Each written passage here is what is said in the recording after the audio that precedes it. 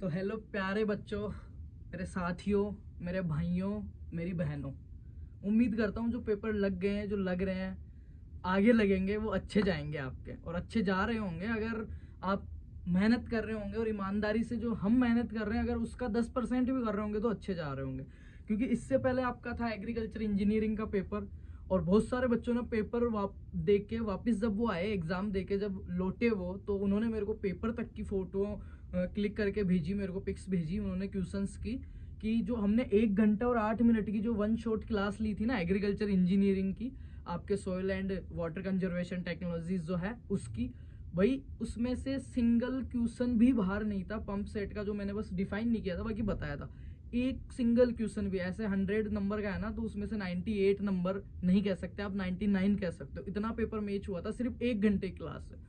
और कैसे लिख के आना है, कैसे क्या करना है, गेस पेपर हमने उसके साथ और दिया था एक्स्ट्रा की, ठीक है। जिसने अगर वो 10 मिनट का गेस्ट पेपर और 1 घंटे की क्लास लेके गया था ना, वो बहुत अच्छा स्कोर करेगा इंजीनियरिंग के अंदर, और डबल क्रेडिट अच्छी ओजीपी जाएगी। तो उम्मीद करता हूँ सारे सब्जेक्ट अच्छे जाए। माइक्रोबायोलॉजी का भी 95% अब हूबहू मैच हुआ था। उसके बाद में कौन सा था आपका, एक पेपर था शायद उसमें थोड़ा कम मिला होगा, सॉरी माइक्रोबायोलॉजी में कम मिला था, जेनेटिक्स का पूरा मैच हुआ था। बाकी आज कोशिश है क्रॉप फिजियोलॉजी का एक शब्द बाहर नहीं जाएगा आपके। इस क्लास में थोड़ा सा मैं आपको वन शॉट इसकी अलग से नहीं बना पा रहा हूँ, क्योंकि मैं कुछ लाइव वगैरह चला दिया तो टाइम भी वेस्ट हो गया था बहुत सारा, और इतनी मेरी हिम्मत भी नहीं रही अब कि कंटिन्यूस 1.5-2 घंटे बोल सकें, क्लास कर सकें, मैटर था। पर यह है इस क्लास के एंड तक जितने भी मिनट की रहेगी ये गेस पेपर सोल्व करेंगे। इसमें अपन गेस पेपर के मैं 7 क्वेश्चन दूंगा, 7 क्वेश्चन के अलावा 10-20 टर्मिनोलॉजी जो आपके शब्द है ना बेसिक्स, वो शब्द करवाऊंगा आपको कि क्रॉप फिजियोलॉजी में होता क्या है। और क्लास के एंड में एक लिंक दूंगा मैं एक वीडियो का, वो अगर आप देख के जाते हो ना कल की क्लास में, चाहे आप कौन सी भी यूनिवर्सिटी से हो, आपका पेपर है बीकानेर यूनिवर्सिटी से हो, जोबनेर यूनिवर्सिटी से हो, कोटा यूनिवर्सिटी से हो, जोधपुर से हो, कहीं से भी हो, सबका, ऑल इंडिया की बात कर रहा हूँ, यूजीसी जो होता है ना, यूजीसी आईसीआर एक्रेडिटेशन, यूजीसी सबका सेम सिलेबस है, सेम पैटर्न है। अगर पढ़ाया सेम जा रहा है तो पूछा भी सेम जाएगा, ठीक है। तो हर यूनिवर्सिटी से संभावना ये है कि इस पेपर में से हम जो दे रहे हैं उनमें से ज्यादा आपको प्रोवाइड होंगे क्वेश्चंस, ठीक है। तो शुरू करते हैं क्रॉप फिजियोलॉजी या प्लांट फिजियोलॉजी। फिजियोलॉजी का मतलब होता है पादप कार्य की, और इसकी जो मैंने एक क्लास दी है लेक्चर फर्स्ट, उसका डिस्क्रिप्शन में लिंक है, वो देख लेना, बहुत चीजें क्लियर हो जाएगी जिन्होंने नहीं देखा है वो। अभी शुरू करते हैं पहले गेस पेपर, और फिर उसके बाद में मैं दूंगा आपको जो इसका कह सकते हो क्रीम क्रीम चीजें हैं वो, है ना। तो गेस पेपर देख लेते हैं भाई। Fundamentals of crop physiology CPHYS 1-1, first year, second semester और फर्स्ट पार्ट क्रॉप फिजियोलॉजी का। वॉल्यूम का थोड़ा प्रॉब्लम है तो वॉल्यूम अप करके ईयरफोन करके देखना, उसको मैं बहुत जल्द सही करवाने वाला हूँ, है ना। पहला अपने पास है बायोएसे। बायोएसे क्या होता है, फिर है अपने पास WUE। अब ये क्या होता है वो मैं बाद में बताऊंगा, अभी मैं बता रहा हूँ क्वेश्चन 3 में आपको क्या क्या डेफिनेशन देखने को मिलेगी पेपर में, वो बेटा, ठीक है। उसके बाद में अपने को दिया है फोटो पेरियोडिज्म। फोटो पेरियोडिज्म, प्रकाश प्रदीप्त कालिता, ओके। गार्नर इलार्ड, याद है, पढ़ा है कुछ, ठीक है। उसके बाद में दिया है क्वांटासोम। क्वांटासोम क्या होता है, पढ़ा है क्या, सेल वाला, सेल ऑर्गन्स वाला। क्वांटासोम क्या होता है, सक्रिय और निष्क्रिय अवशोषण, एक्टिव एंड पैसिव ऑब्जर्वेशन। सीधा सा है एक्टिव और पैसिव, एक में ऊर्जा लगेगी एक में नहीं लगेगी। ये क्या है, अभी डेफिनेशन वाले बता रहा हूँ। अभी जैसे ही गेस पेपर हो जाएगा उसके बाद में अच्छे से वन शॉट की तरह मैं क्लास करवा दूंगा, पहले गेस पेपर दे देता हूँ बेटा। उसके बाद में दिया वर्निलाइजेशन। वर्निलाइजेशन बसंतीकरण जिसको बोलते हैं, बसंतीकरण, बसंतीकरण,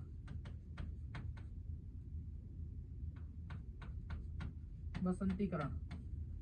फोर्सफुली अपन टेम्परेचर कम ज्यादा करके जब अपने फ्लावरिंग वगैरह को वो करते हैं ना, उसको बोलते हैं ना। उसके बाद में दिया हिल रिएक्शन, हिल अभिक्रिया, हिल अभिक्रिया, ठीक है।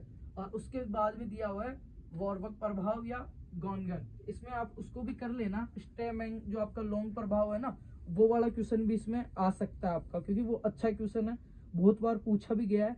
रिचमंड लैंग प्रभाव, क्या नाम है उसका, रिचमंड, रिचमंड लैंग प्रभाव, ये हमने बता दिया आपको डेफिनेशंस। क्लियर, अभी के लिए क्लियर, आगे देखते हैं। अंतर वाला क्वेश्चन देख लेते हैं एक बार।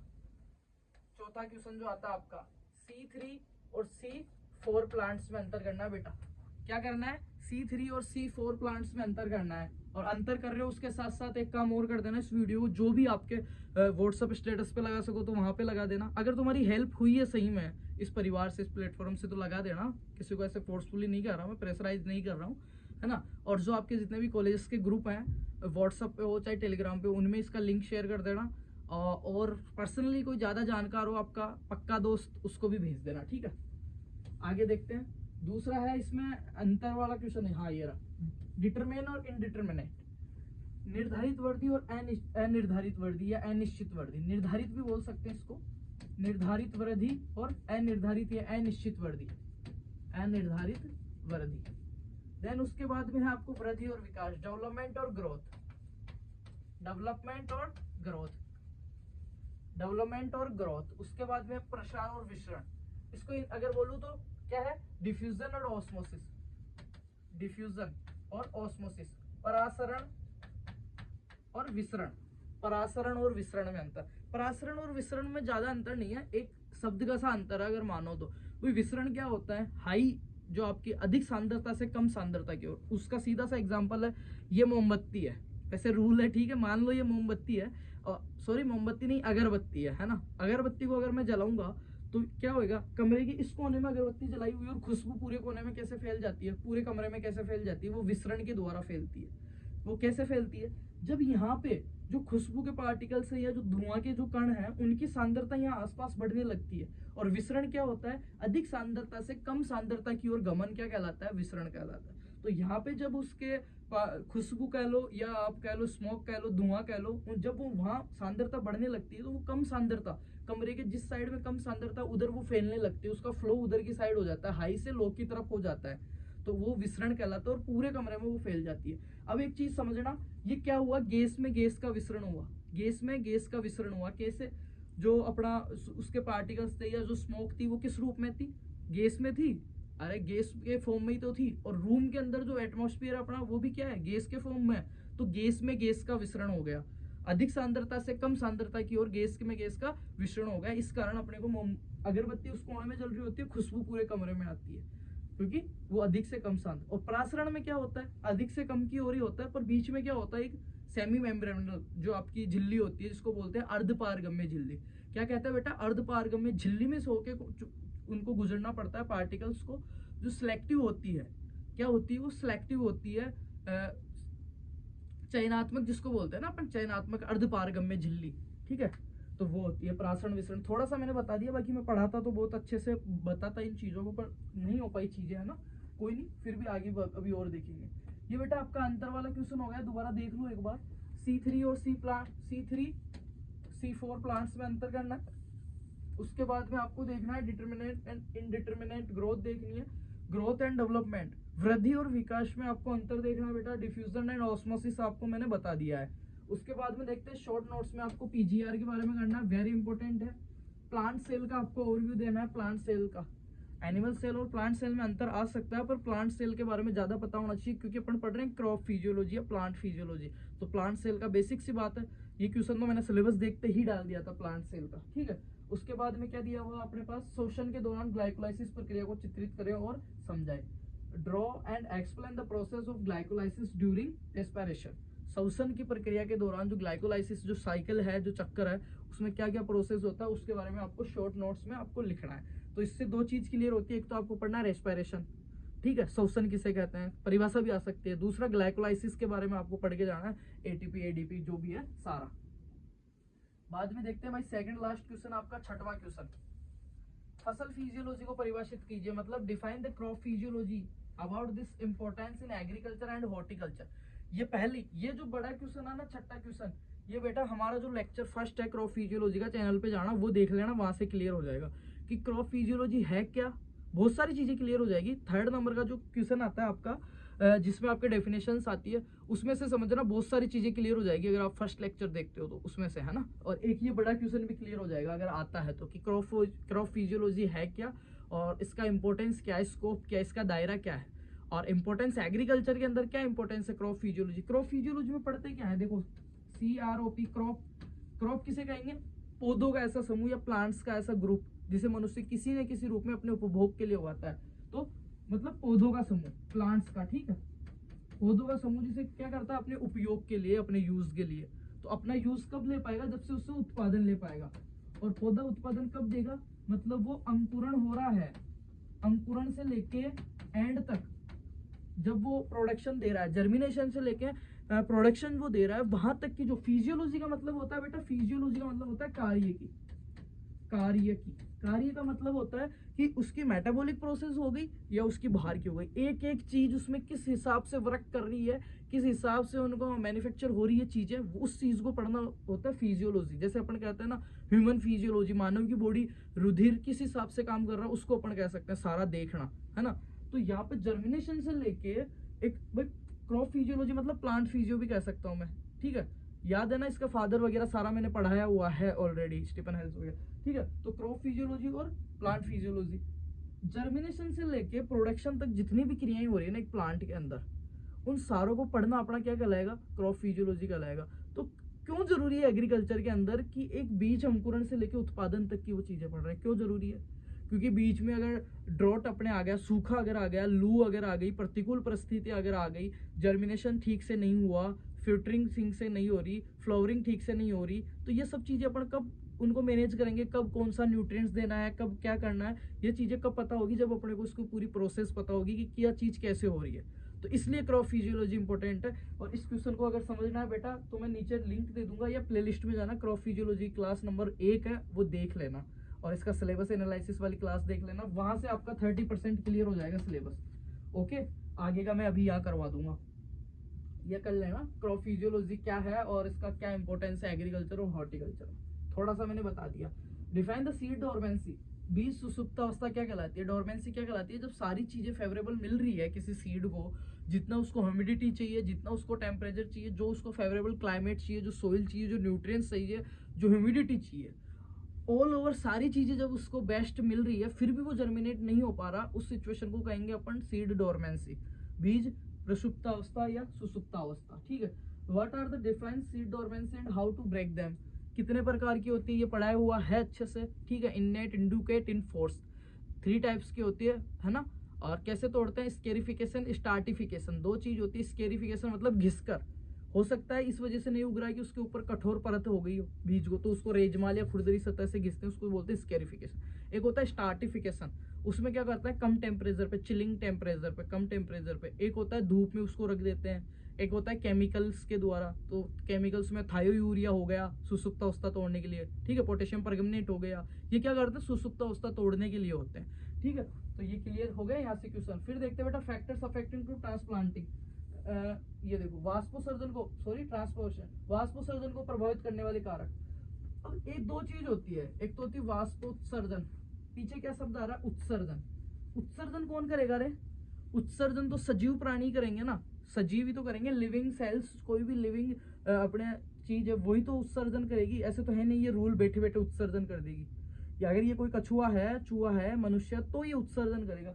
तो जहां पे भी ये शब्द आ जाए ना उत्सर्जन, तो इसका ये समझ लेना कि लिविंग सेल से हो रहा है, चाहे वो पानी का नुकसान हो रहा है, चाहे न्यूट्रिएंट्स का हो रहा है, चाहे XYZ किसी चीज का उत्सर्जन हो रहा है ना, एनर्जी का हो रहा है किसी का भी, तो वो किससे हो रहा है, लिविंग सेल से हो रहा है।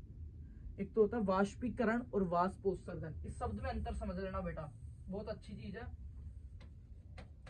वाष्पीकरण और वाष्पोत्सर्जन।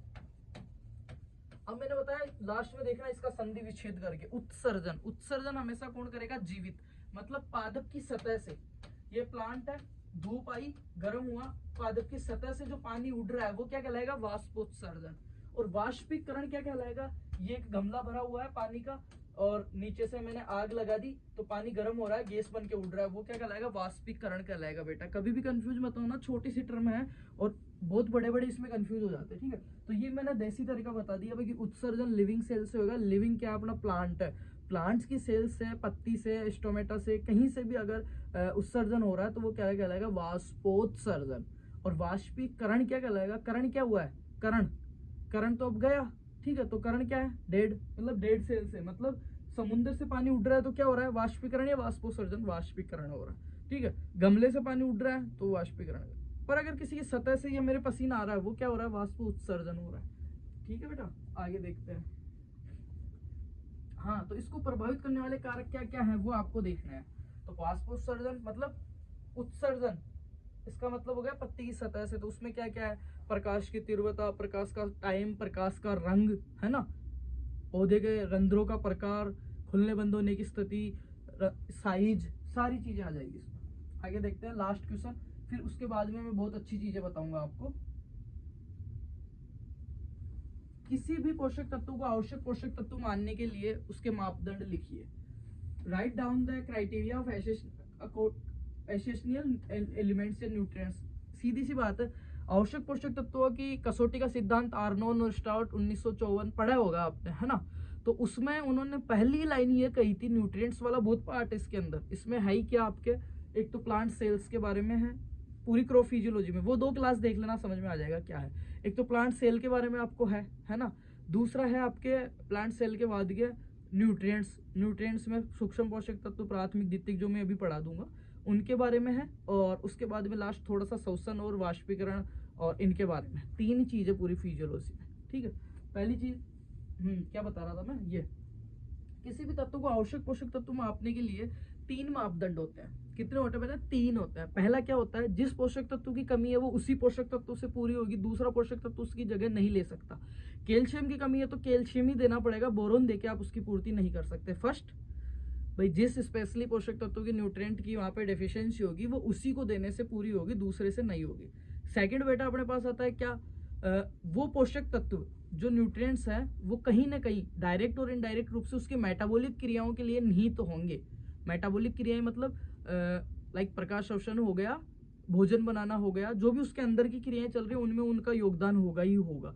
थर्ड है, अगर उस पोषक तत्व की कमी हो गई तो पौधा अपना जीवन चक्र पूरा कर ही नहीं सकता, लाइफ साइकिल कंप्लीट कर ही नहीं सकता उसकी डिफिशियंसी से। तो इन तीनों, ये तीनों क्या है, उसके मापदंड है, ठीक है।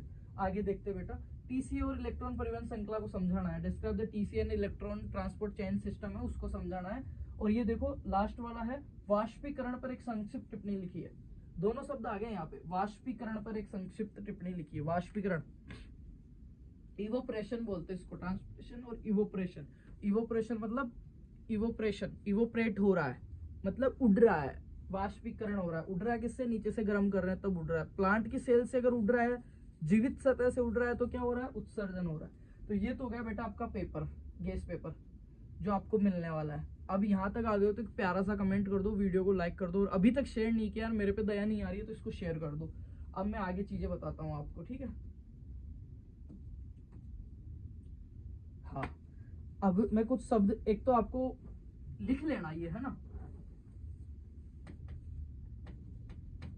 डार्क रिएक्शन और लाइट रिएक्शन, प्रकाश अभिक्रियाएं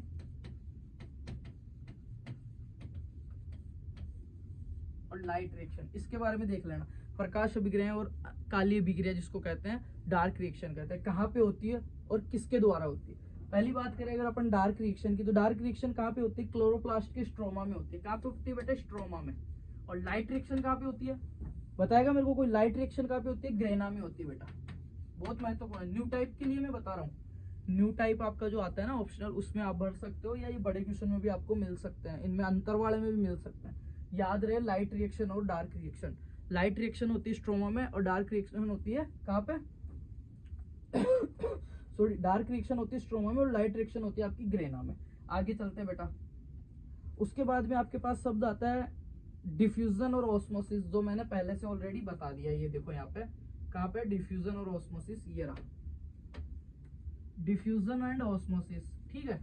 ये आपको छोटे क्वेश्चंस में मिल सकता है, अर्धपारगम्य वाला, और बड़े क्वेश्चन में भी आपको बेटा मिल सकता है। उसके बाद में आता है स्टोमेटा, रंध्र, ऐसे लिखते हैं ना, रंध्र, स्टोमेटा, ठीक है। स्टोमेटा, तो स्टोमेटा के लिए कौन सा पोषक तत्व रहता है खुलने और बंद होने के लिए, वो होता है पोटेशियम। कौन सा होता है, पोटेशियम बेटा, पोटेशियम। और इसमें आपको पूछ सकता है स्टोमेटल एक्टिविटी, पोषक या रंध्र जो खुलने बंद होने की जो है उसके बारे में पूछ सकता है। रंध्र कितने प्रकार के होते हैं, ठीक है, और रंध्र किस हिसाब से खुलते बंद होते हैं, तो ये महत्वपूर्ण है, देख लेना। रंध्र वाला छोटा सा टॉपिक है, बहुत प्यारा टॉपिक है, ऐसा नहीं कि बहुत कुछ बड़ा आपको पढ़ना है ना। उसके बाद में बेटा आपका है एक और जो एपिकल डोमिनेंस, एपिकल डोमिनेंस, शीर्ष प्रभाविता, शीर्ष प्रभाविता, एपिकल डोमिनेंस क्या होती है, सबको पता है। एपिकल डोमिनेंस शीर्ष प्रभाविता, ऊपर के हिस्से को, जिसको अपन मेरिस्टेम कल्चर भी इसी के अंतर्गत आ जाता है। ये वायरस फ्री जो प्लांट्स होते हैं वो शीर्ष प्रभाविता उसको बोलते हैं, एपिकल डोमिनेंस बोलते हैं बेटा। इसके बारे में थोड़ा सा पढ़ लेना। और वर्निलाइजेशन, प्रकाश और प्रदीप्तकालिता, फोटोपेरिडिज्म और वर्निलाइजेशन, ये दोनों चीज मैंने ऑलरेडी बता दी है। रिचमंड लैंग प्रभाव मैंने बता दिया है, याद रखना। रिचमंड लैंग प्रभाव, रिचमंड लैंग प्रभाव, इसमें से भी बहुत पॉसिबिलिटी है कि ये आपको पूछ ले। और दो जो शब्द है ना आपके, ऑस्मोसिस और डिफ्यूजन के अलावा, वो बहुत ज्यादा महत्वपूर्ण है, वाटर पोटेंशियल और ट्रिगर प्रेशर। इनके संबंधित यही है, वाटर पोटेंशियल, जल विभव, जल विभव और स्फीति दाब, स्फीति दाब, ट्रिगर प्रेशर, टीपी, इसको क्या बोलते हैं, टीपी। तो अगर थोड़ा सा लेवल का क्वेश्चन पूछता है तो इनमें से भी पूछ सकता है आपको कि जल विभव क्या होता है, वाटर पोटेंशियल क्या होता है, और स्फीति दाब, ट्रिगर प्रेशर क्या होता है। ट्रिगर प्रेशर बढ़ेगा तो घटेगा, या ये जो जल विभव वो घटेगा या बढ़ेगा, ऐसा भी कोरिलेशन भी आपको पूछ सकता है। तो मैंने 4 शब्द ऊपर से बताए, क्या क्या, light reaction, dark reaction, apical dominance, stomata, trigger pressure और वाटर पोटेंशियल, जल विभव, ठीक है। और उसके अलावा बेटा और क्या रहता है आपके पास फिर, एक्टिव एंड पैसिव ऑब्जर्वेशन मैंने बता दिया, C3 C4 में बता दिया, लाइट और डार्क रिएक्शन में मैंने बता दिया। फिर आता है आपके पास एक और चीज, सूक्ष्म पोषक तत्व और बड़े पोषक तत्व। सूक्ष्म पोषक तत्व, अब ये मैं थोड़ा सा समझा देता हूँ क्योंकि इसमें से क्वेश्चन डेफिनेट आएगा न्यूट्रिएंट्स वाले में। पोषक तत्व है, आवश्यक पोषक तत्व कितने होते हैं, 17 होते हैं। पहले कितने थे, 16 थे। 17वां पोषक तत्व निकल, किसके द्वारा, ब्राउन के द्वारा खोजा गया, ठीक है। आवश्यक पोषक तत्व जो होते हैं, एसेंशियल न्यूट्रिएंट्स जो होते हैं, कितने होते हैं, 17 होते हैं। और ये सिद्धांत किसने दिया था, आर्नोन और स्ट्राउट ने, 2 वैज्ञानिक थे, उन्होंने दिया था। फिर इसको पुनः प्रतिपादन किसने किया, आर्नोन ने किया, ठीक है। इन्होंने क्या किया, 3 टर्म कही। पहली तो क्या कही कि जिस पोषक तत्व की कमी है वो उसी से पूरी होगी। दूसरी क्या कही, ये डायरेक्ट इनडायरेक्ट रूप से मेटाबॉलिक क्रियाओं में निहित होंगे, उपापचयी क्रियाओं में सम्मिलित होंगे। और तीसरी क्या कही मेरे बेटा, तीसरी मेरे बेटा इन्होंने कही कि ये है ना, इस पोषक तत्व की कमी के बिना, मतलब इस पोषक तत्व से के बिना ये लाइफ साइकिल कंप्लीट नहीं कर सकता प्लांट। ये 3 चीजें कह दी इन्होंने, आर्नोन और स्टाउट ने। 16 थे, 17वां निकल आया, ब्राउन ने खोजा। उसके बाद में आते हैं 4 पोषक तत्व आते हैं फंक्शनल, जिनको बोलते हैं क्रियात्मक। ऐसे करके 17 + 4 कितने होगा भाई, 17, 18, 19, 20, 21 हो गए, 21 पोषक तत्व हो गए, ठीक है, 21 हो गए। अब इनका क्लासिफिकेशन देखते हैं, हल्का सा बता देता हूं मैं। पहला होता है प्राथमिक, कौन सा, NPK। फिर होते हैं बेटा द्वितीयक, Ca, Mg और S। फिर आते हैं बेटा तृतीयक या सूक्ष्म, जो भी आपके बच गए ना इसमें, वो सारे उसमें चले जाएंगे, ठीक है, सूक्ष्म में चले जाएंगे। अब मेनली अपने पास क्वेश्चन ये भी आता है कि सूक्ष्म पोषक तत्व और मुख्य पोषक तत्वों में अंतर लिखिए। तो ये प्राथमिक और द्वितीयक ये किस में आते हैं, बड़े पोषक तत्वों में आते हैं। बच गए जो किस में आते हैं, सूक्ष्म में आते हैं। अब जल्दी जल्दी से बात करें अगर अपन, एक सेकेंड इसको साइड में कर देता। NPK कौन से है बेटा, ये प्राथमिक, Ca, Mg, S द्वितीयक। अब इनका काम के बारे में आपको आ सकता है कि प्राथमिक पोषक तत्व और द्वितीय पोषक तत्वों को समझाइए। सबको पता है नाइट्रोजन, फास्फोरस, पोटेशियम क्या काम करते हैं, किससे प्राप्त होते हैं, कैल्शियम का क्या काम है, मैग्नीशियम का क्या, सल्फर का क्या काम है। मोटा मोटा अगर बात करें तो सल्फर क्या करता है, तेल वाली फसलों के लिए महत्वपूर्ण है, तेल वाली फसलों के लिए महत्वपूर्ण है, जो तेल गंध वगैरह जो आती है उसके लिए जिम्मेदार होता है ना। अब ये तो हो गया आपका प्लांट न्यूट्रिएंट्स वाला, छोटा सा है। उसके बाद में अब 2 चीज और मैं बता देता हूँ। एक तो आपका जो थर्ड टॉपिक है शायद प्लांट सेल या प्लांट सेल के जो उत्तक है उनके बारे में। तो उसमें महत्वपूर्ण एक तो माइटोकॉन्ड्रिया आप देख लेना, हरित लवक, एक तो हरित लवक रुको, और एक माइटोकॉन्ड्रिया। अब माइटोकॉन्ड्रिया को क्या कहते हैं, सूत्रकणिका कहते हैं, ठीक है। एनर्जी का काम होता है इसमें, क्रिस्टी नामक, अंगुली नामक संरचनाएं पाई जाती है। हरित लवक क्या करता है, हरित लवक प्रकाश संश्लेषण में अपने जरूरी होता है ना। कितने प्रकार के होते हैं हरित लवक, वो आपको देख लेना है, ठीक है।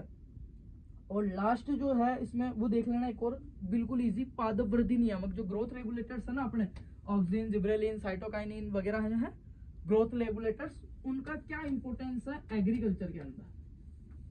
अब ये मैंने 7-8 क्वेश्चन बताए, बहुत सारी चीजें क्लियर भी की है।